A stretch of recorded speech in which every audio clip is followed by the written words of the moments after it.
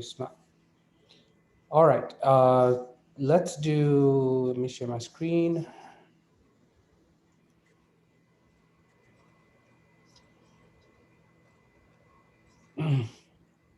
Let's do a quick review of Surat Imran thus far uh, that we have covered. So you remember the intro where Allah subhanahu wa ta'ala is talking about his oneness and then talks about he's the creator. Then he tells us that the message from Allah subhanahu wa ta'ala can contain ambiguity, or it can also contain uh, pretty clear statements, and we need to follow the ambiguous statements from the clear statements, and the people of knowledge, they follow that methodology. Thereafter, Allah subhanahu wa ta'ala gives a few examples of those who prefer the fortunes of this world over the hereafter, and uh, read about we read about the Pharaoh, and we read about a little bit about the Battle of Badr, where Mushrikeen were fighting for their for what they had gathered and their economic situation. They were trying to protect that, and then Allah subhanahu wa ta'ala again talks about uh, there was a beautiful dua about Allah subhanahu wa ta'ala protect us from being deviant. We looked at the examples. Then Allah subhanahu wa ta'ala talks about how Allah subhanahu wa ta'ala has made this dunya beautiful for people, made it beautified, and it's a test for people. And we looked at examples of those who failed this test. Um, and Allah subhanahu wa ta'ala says the end is better, the akhirah is better, it is better for you than anything else that you can gather on this earth. And then Allah subhanahu wa ta'ala again talks about his oneness, uh, uh, his the tawheed, and praises again the people of knowledge, that they are the ones who recognize that he is one. um, then Allah subhanahu wa ta'ala says that this is the true religion in the sight of Allah, Islam, the oneness of God, Tawheed. That is what Allah subhanahu wa ta'ala has chosen for us as the religion. Um, then we look at Allah subhanahu wa ta'ala talking about the disbelievers, and how they ignore all of the signs and ignore all of the verses of the message that have been given to them. And they believe that they will be saved even though they have changed and corrupted the message from Allah subhanahu wa ta'ala. And then Allah says, again, so you see what's going on right now. So Allah subhanahu wa ta'ala is talking about his oneness and tawheed, and those who prefer the dunya. And then Allah subhanahu wa ta'ala again talks about his tawheed, and talks about the people, the Jews and Christians especially, who have corrupted his message and forgotten about, and they have changed the whole um, concept of the hereafter. They think they will be saved. Now the message is all corrupted, right? You follow? That's the preface of Surat Al Imran thus far. Then Allah subhanahu wa ta'ala, last time we studied, where Allah says that he will give rise to who he wills, and he gives a fall to who he wills. Nations come and go, right? He is the one who converts uh, uh, darkness into light and light into darkness, right? What does that mean is, if there's misguidance, then he will bring about guidance as he wills, and if there's if there's guidance, then he can also bring misguidance as he wills, right? And he does what he wants with his decree. Okay, and Allah subhanahu wa ta'ala says, I'm warning you of myself.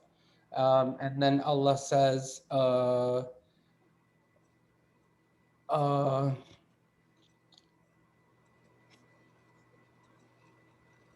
that if you believe if you believe that you love Allah, basically it's again a slight at the Jews and Christians. Allah says, if you believe that you love Allah, then follow the Rasul, because the path to Allah is through Rasulullah sallallahu alaihi wasallam. And then right before the main topic of Surat Imran begins, Allah subhanahu wa ta'ala, the right ayah before it was that Allah subhanahu wa ta'ala talks about how he chose certain messengers, uh, and preferred certain messengers and sent certain messengers. Inna Allah astafa Adam. Allah subhanahu wa ta'ala chose Adam alayhi salam, wa Ali Ibrahim, and the family of Ibrahim, wa Ali Imran. And now Allah subhanahu wa ta'ala is introducing the family of Imran, and he chose them above all people, and then all of mankind. ذُرِّيَّةً بَعْدُهَا مِنْ بَعْدٍ, then they are offsprings of another. They are part of the same genealogy. The chain of message from Allah subhanahu wa ta'ala and the messengers that came. We talked about that last time too in our hadith section. And then the last phrase of this ayah, Wallahu Sami'un Alim, and Allah subhanahu wa ta'ala is all hearing, all knowing.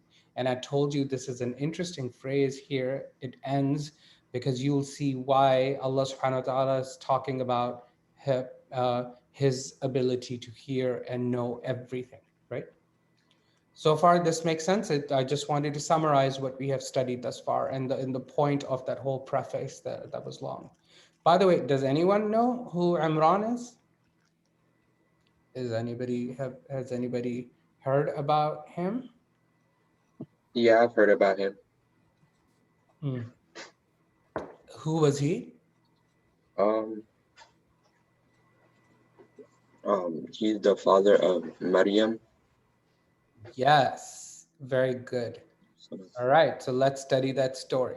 Just remember, I left you guys in the climax. So why is Allah subhanahu wa ta'ala all hearing and all knowing? So let's move to the next ayah.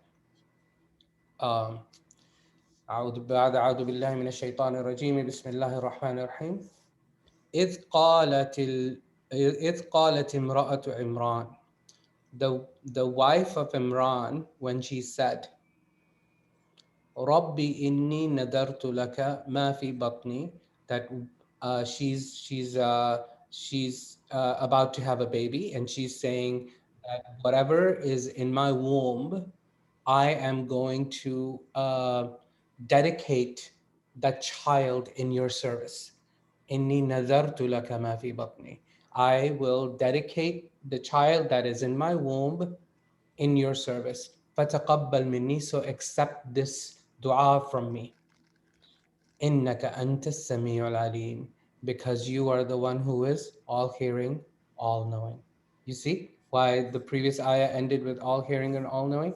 Because here Allah subhanahu wa ta'ala is talking about the dua made by the wife of Imran.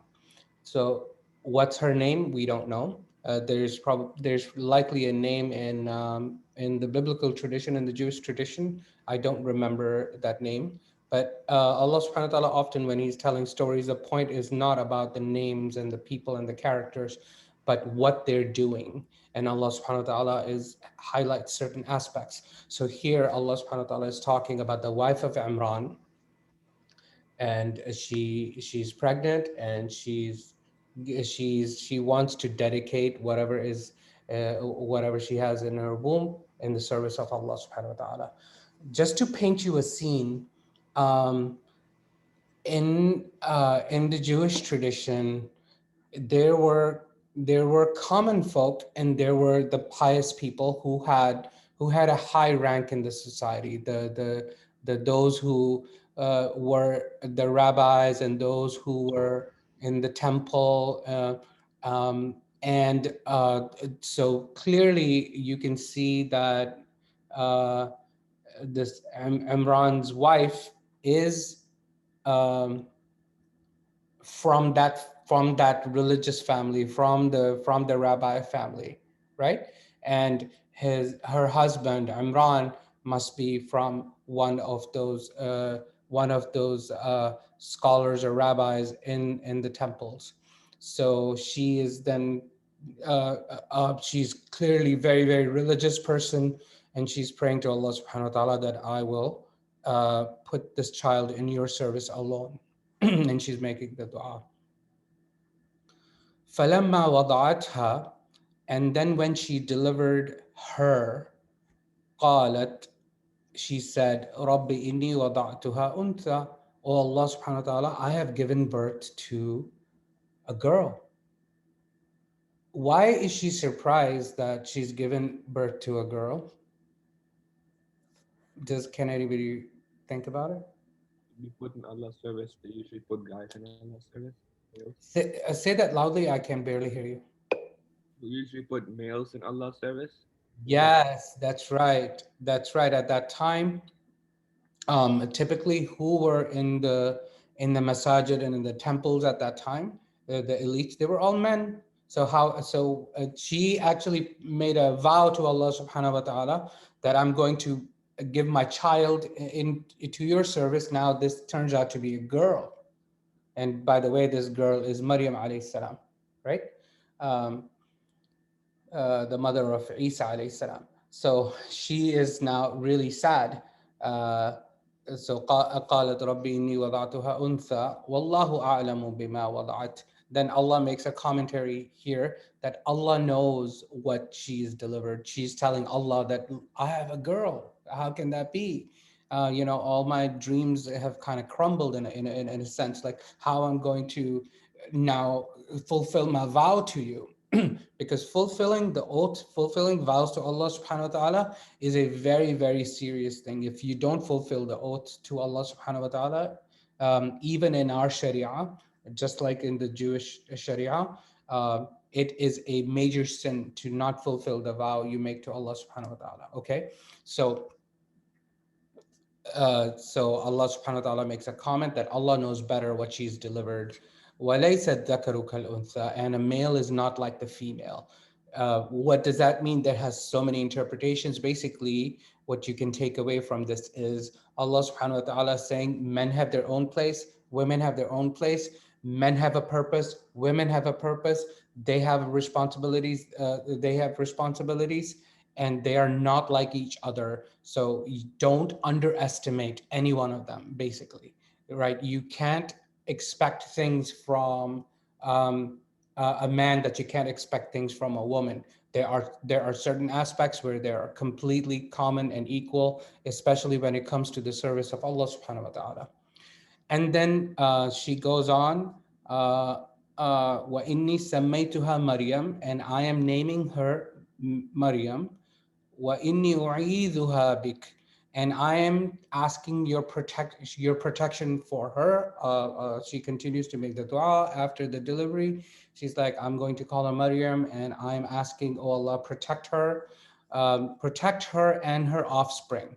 وَذُرِّيَّتَهَا مِنَ الشَّيْطَانِ الرَّجِيمِ, from the rejected shaitan. Okay. Any questions? Okay. So this was part of Allah's plan. Obviously, everything is Allah's plan. Then Allah says, subhanahu wa ta'ala, that فَتَقَبَّلَهَا رَبُّهَا بِقَبُولٍ حَسَنٍ. Then Allah accepted her dua. Okay, so accepted her, her Lord accepted her with a good acceptance. It was a beautiful dua, and Allah subhanahu wa ta'ala completely fulfilled her dua in a sense, because Allah gave her what was good. وَأَنبَتَهَا نَبَاتًا حَسَنًا.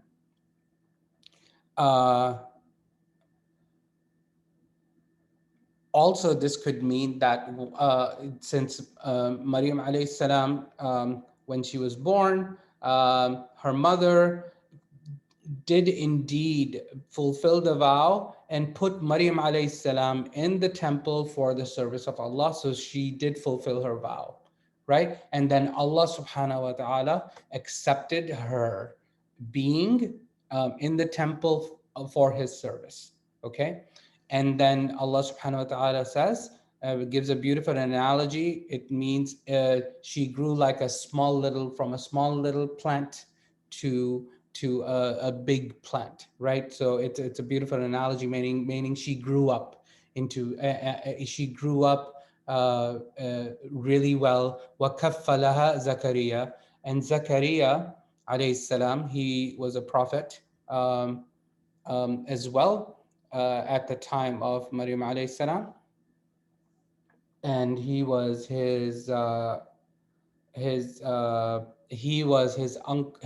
uncle, okay, and he took guardianship of um, Maryam alayhi salam. Okay, he started to take care of her. Why? Unclear. Again, the Quran is not clear about that, but it doesn't matter. Zakaria alayhi salam took the responsibility of care feeding of Maryam. Also, because Zakaria alayhi salam himself was a prophet, he was probably in the temple. He was probably in the masjid, right? So he's there. He's part of the elite of the rabbis, and he's taking care of Maryam alayhi salam, who's growing up essentially in the temple at the service of Allah subhanahu wa ta'ala. So Zakaria alayhi salam is taking care of her. Then Allah subhanahu wa ta'ala tells us, كُلَّمَا دَخَلَ عَلَيْهَا Zakaria, that whenever Zakaria alayhi salam used to come to see Maryam alayhi salam, دَخَلَ عَلَيْهَا, he comes to see her, al-mihraba, in the praying place where Maryam alayhi salam is always praying, وَجَدَ عِنْدَهَا رِزْقًا, that he would find with her provisions and food. So two things to notice here. Maryam alayhi salam was extremely devout, constantly praying in the musalla, in her praying place, in the mihrab. The second thing, because of this, Allah subhanahu wa ta'ala is constantly blessing her with provisions, with food from everywhere. Whether it was coming down from Allah subhanahu wa ta'ala or whether people were bringing it for her, it's not clear from this ayah. However, we learned that Allah subhanahu wa ta'ala is constantly blessing Maryam alayhi salam for her piety. Qala, ya Maryam, he said, O Maryam, anna laki hada, where did you get this from? Where are you getting all these good things from? All of these provisions. قالت هو من عند الله, she said, this is from Allah subhanahu wa ta'ala. إن الله يرزق من يشاء بغير حساب. Allah subhanahu wa ta'ala provides sustenance to whomever he wills without limit. Okay? So she's clearly very devout. She understands. She's a firm believer in Allah subhanahu wa ta'ala and His qadr, and that He is the one who decides who to give provisions to. So at that time, something entered into the heart of Zakaria alayhi salam. What entered in his heart? He at that time was a really old man. Okay, he was a very, very old man, and here he sees this beautiful child. Maryam alayhi salam at that time might be in her, I don't know, 9, 10, 11, 12, or maybe early teens or something like that. And Allah subhanahu wa ta'ala is blessing her with all these provisions, and she's so pious. And Zakaria alayhi salam is really old, and he doesn't have a child. So he's a prophet. So he wants to pass on his prophethood to a child. So he wants a boy. So that's what entered into the heart of Zakaria alayhi salam, that if Allah can do what I am seeing with Maryam, then why don't I also now pray to Allah subhanahu wa ta'ala for what I want. هُنَالِكَ دَعَا Zakaria, and right there and then, Zakaria alayhi salam invoked Allah subhanahu wa ta'ala, made dua to Allah subhanahu wa ta'ala, رَبَّهُ قَالَ رَبِّ هَبْ لِي مِن لَدُنْكَ ذُرِّيَّةً طَيِّبَةً, O Allah, grant me an offspring that is a good offspring, meaning a pious, holy offspring. إِنَّكَ سَمِيعُ الدُّعَاء, because you are the one who is all hearing of all invocations and all prayers and all dua. Again, Sami', Allah subhanahu wa ta'ala is highlighting He is all hearing. He hears every single dua. Every single dua you make that comes out of your heart, guys, Allah subhanahu wa ta'ala is listening to all of your pains and sufferings and everything that you feel. Allah subhanahu wa ta'ala is listening. Don't ever think Allah subhanahu wa ta'ala is not hearing you. He has a better plan for you. So, just like he had a better plan for the mother of Maryam alayhi salam, she prayed for a boy, but Allah subhanahu wa ta'ala in his wisdom granted her Maryam alayhi salam. Allah is always listening, but he does what he wills and he does what is best for us. And so we always have to have faith that Allah subhanahu wa ta'ala is listening to us. So constantly make dua, because what you might get is not exactly what you want, but it might be even better than that. Okay?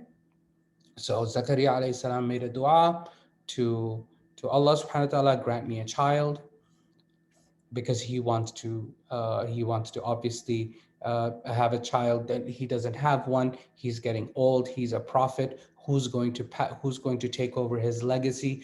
Prophets were important for the Jewish tradition, right? Because remember, they were the ones who were killing them all and not listening to them and corrupting the message. So here Zakaria alayhi salam, a true prophet, is worried that if I die, then who is going to fix the affairs of the Jews? Who's going to bring them to the right path? If I die, if I'm gone, I'm old.